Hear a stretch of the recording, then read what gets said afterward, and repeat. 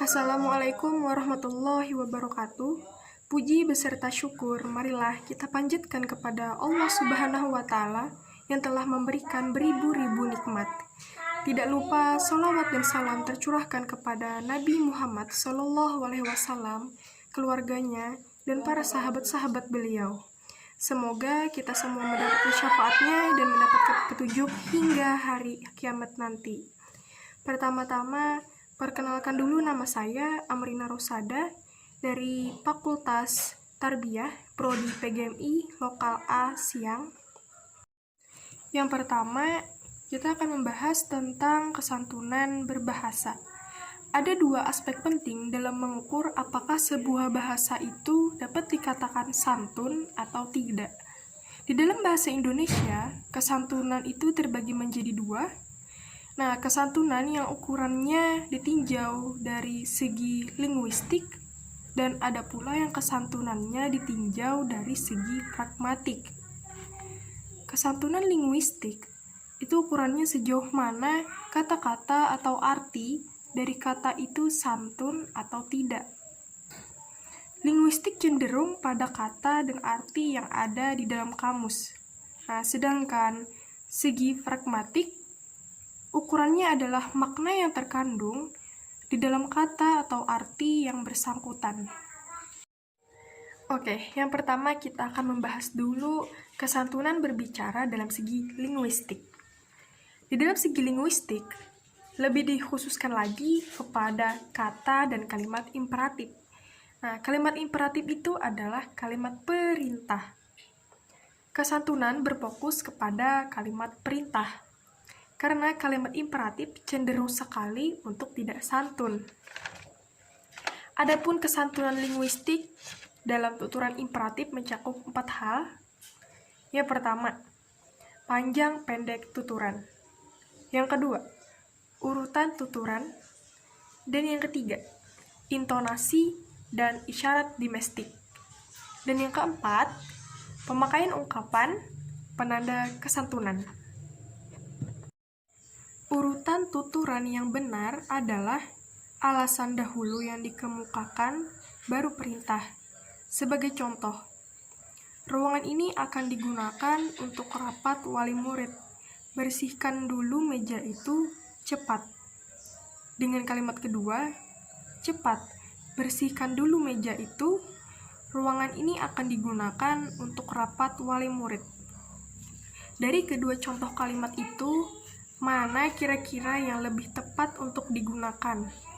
Tentu kalimat yang pertama. Ruangan ini akan digunakan untuk rapat wali murid. Bersihkan dulu meja itu, cepat. Kemudian, pemakaian penanda kesantunan itu ada 3. Yang pertama, kata tolong. Yang kedua, kata mohon. Dan yang ketiga adalah kata silah. Selanjutnya adalah segi pragmatik. Nah, kesantunan pragmatik ini non-imperatif, yang artinya bukan kalimat perintah. Akan tetapi, makna yang dimaksud oleh penutur adalah memerintah, tetapi tidak dituturkan dalam kalimat perintah, yaitu kalimat pernyataan atau pertanyaan, atau bisa saja disebut dengan kalimat deklaratif atau interrogatif. Adapun kesantunan pragmatik imperatif dalam tuturan deklaratif, sebagai contoh pertama, buka kamus besar bahasa Indonesia Anda masing-masing. Nah, itu adalah kalimat perintah yang mengandung makna perintah. Kemudian yang kedua, tugas menulis karya ilmiah ini perlu bantuan KBBI atau Kamus Besar Bahasa Indonesia. Nah, ini berupa kalimat pernyataan yang mengandung makna perintah. Kemudian, penyebab ketidaksantunan bahasa itu ada 4. Yang pertama, kritikan secara langsung dengan kata kasar. Nah, apabila kita ingin mengkritik lawan bicara, baiknya menggunakan kata-kata yang sopan atau santun, bukan dengan kata yang kasar. Lalu kemudian yang kedua, dorongan emosi penutur.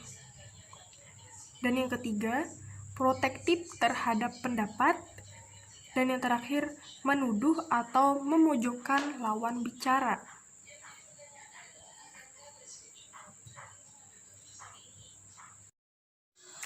Oke, yang selanjutnya kita akan membahas tentang keterampilan menyimak.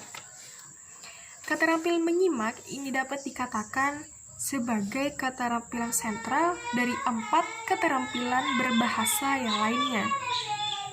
Menjadi seorang penyimak yang baik biasanya dapat menjadikan dia seseorang penulis yang baik, pembaca yang baik, dan pembicara yang baik pula. Menyimak adalah sebuah kegiatan pikiran, bukan sekadar melihat atau mendengar saja. Ada proses menganalisis yang dilihat dari berbagai hal seperti simbol, kenyataan, atau situasi yang ada pada saat itu. Jadi, yang namanya menyimak bukan hanya sekedar mendengar atau melihat saja, tetapi ada proses yang harus dilakukan yang berkaitan dengan hal-hal yang ada di dalam sebuah proses menyimak itu. Dalam keterampilan menyimak itu ada 5 proses. Yang pertama adalah mendengar, yang kedua adalah memahami, yang ketiga adalah menginterpretasi, dan yang keempat adalah menilai, kemudian yang terakhir adalah memberikan respon atau tanggapan. Yang pertama dulu, mendengar. Nah, kita berfokus pada satu suara. Apa yang kita dengarkan dan apa yang dia sampaikan. Kemudian memahami. Nah, memahami arti dari kata yang didengarkan. Apa maksudnya dari apa yang kita dengarkan itu. Maksud dari yang kita dengarkan atau arti dari kalimat dan kata yang kita dengarkan. Kemudian menginterpretasi. Nah, menginterpretasi ini sama dengan menafsirkan atau menafsirkan lebih dalam lagi. Nah, menginterpretasi itu ialah memberikan makna pada setiap kalimat yang didengarkan. Antara makna dengan arti itu jelas berbeda. Kalau makna itu kaitannya dengan segala hal yang melatar belakangi itu kalimat. Kemudian menilai. Nah, menilai itu mengevaluasi pendapat orang yang disimak. Nah, misalnya dipahami dari segi nadanya atau intonasi suaranya. Kemudian memberikan respon atau menanggapi. Nah, jadi respon apa yang dia berikan itu bergantung pada proses yang telah disebutkan, proses yang 4 tadi. Baiklah, itu saja yang dapat saya sampaikan mengenai kesantunan berbahasa dari segi linguistik dan juga dari segi pragmatik, dan materi tentang keterampilan menyimak. Semoga apa yang saya sampaikan dapat membuahkan hasil dan memberikan kita sebuah pembelajaran baru.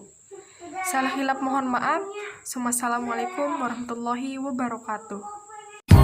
But I can't help it, I want you.